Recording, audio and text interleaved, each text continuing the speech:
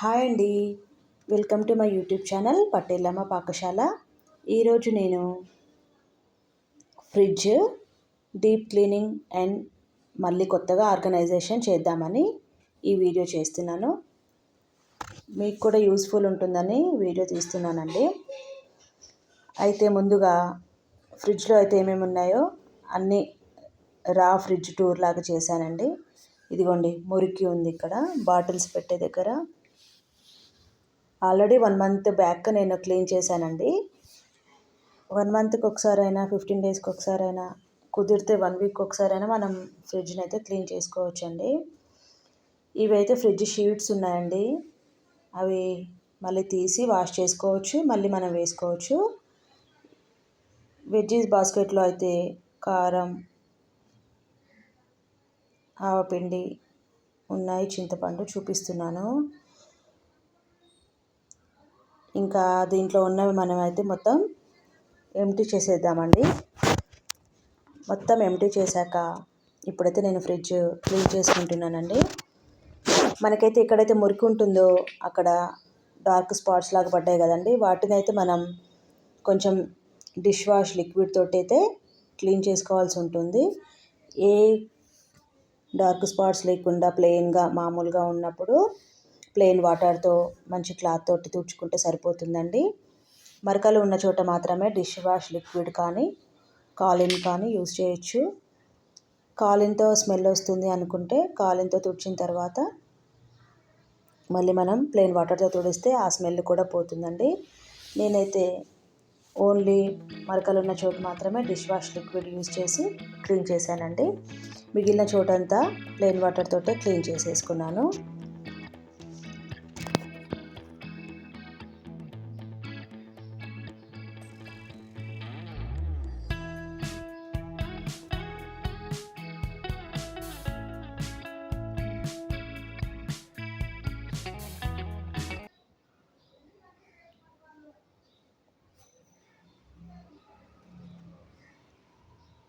Fridge అయితే మనము అప్పటికప్పుడు బయట అయితే క్లీన్ చేసుకుంటాము, తడి బట్టతో కానీ పొడి బట్టతో కానీ. లోపల మాత్రం మనకి చేయాలంటే కొంచెం టైం ఉండాలి. ఒక్కొక్కసారి మనం బద్ధకం అనిపిస్తుంది, కానీ ఒక 10 నిమిషాలు మనది కాదు అనుకుంటే మనం ఫ్రిడ్జ్ని అయితే నీట్గా చేసుకోవచ్చండి. నేను ఈరోజు మార్నింగే ఇదే స్టార్ట్ చేశానండి. మార్నింగే మనకు ఒక పని అయిపోతే చాలా హ్యాపీగా అనిపిస్తుంది. ఒక పని అయిపోతే ఫ్రిడ్జ్ కూడా నీట్గా ఉంటుంది.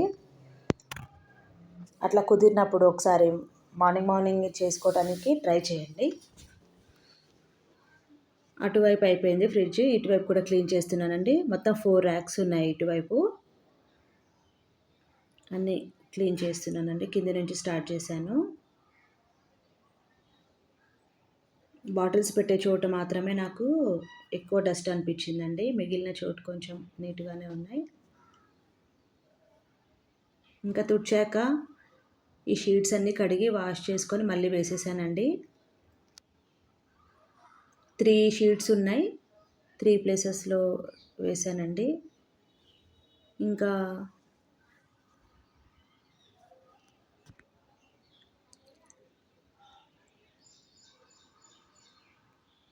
వెజిటేబుల్స్ బాస్కెట్లో న్యూస్ పేపర్స్ వేసుకున్నానండి.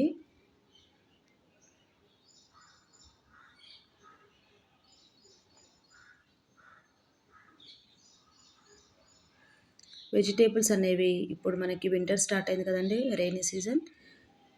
లోలో పెట్టుకోవచ్చు, సమ్మర్లో మాత్రం హై టెంపరేచర్ పెట్టుకోవచ్చు అండి. అదే చూపిస్తున్నాను ఇక్కడ.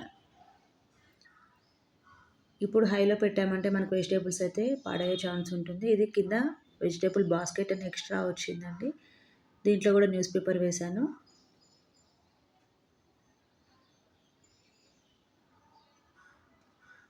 ఈ సైడ్స్ 4 బాస్కెట్స్ ఉన్నాయి కదండి, వీటిలో కూడా న్యూస్ పేపర్స్ వేశానండి.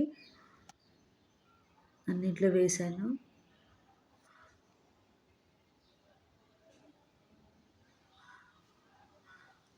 షీట్స్ అవన్నీ వేసేసాను. ఇప్పుడు అయితే మనం ఐటమ్స్ అన్నీ పెట్టేద్దామండి. ఫస్ట్ రోలో అయితే ఇన్సులినే ఉంటుందండి.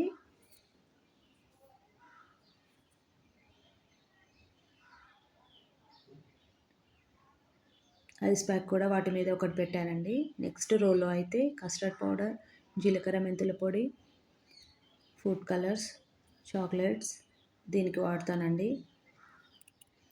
కింద 2 రోస్ మాత్రం వాటర్ బాటిల్స్కేనండి.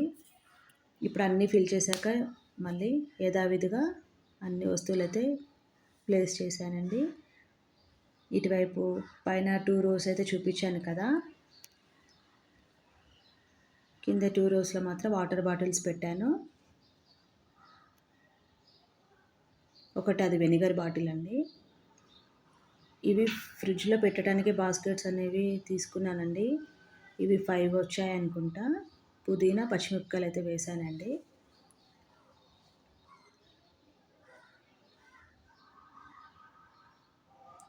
ఇప్పుడైతే ఫ్రిడ్జ్ ఇలా ఖాళీగా ఉంది కానండి, ఒక్కొక్కసారి అయితే ఫ్రిడ్జ్లో ప్లేస్ కూడా ఉండదండి సామాన్లు పెట్టడానికి. ఇక్కడైతే పికిల్స్, మనము పెరుగు అవైతే పెడతానండి ఈ రోలో. నిమ్మకాయ పచ్చడి, ఆవకాయ పచ్చడి, అల్లం పచ్చడి అవైతే ఉన్నాయండి. అది ఆవకాయ అల్లం పచ్చడి అని చెప్తున్నాను. అల్లం వెల్లిపాయ పేస్టు అదొక రో అయితే ఖాళీగా ఉందండి. ఇవైతే కారం పొడి, ఆవపిండి అన్నీ ఇందులో పెడతానండి ఈ బాస్కెట్లో. వెజిటేబుల్స్ అయితే ఈ బాస్కెట్లో పట్టట్లేవండి, ఇవన్నీ పెట్టాలి కాబట్టి. కారం మనము బయట వాడేది కాకుండా మిగిలింది అయితే ఇందులోనే పెడుతున్నానండి, కలర్ చేంజ్ కాకుండా ఉండటానికి. చింతపండు అలాంటివన్నీ ఇందులోనే ఉంచుతున్నాను. ఇది జీనీ పౌడర్, మల్టీగ్రెయిన్ పౌడర్ అండి, డబ్బాలో వేసి పెట్టాను. ఈ కవర్లో ఉన్న వాటికి కూడా డబ్బాలు వేసి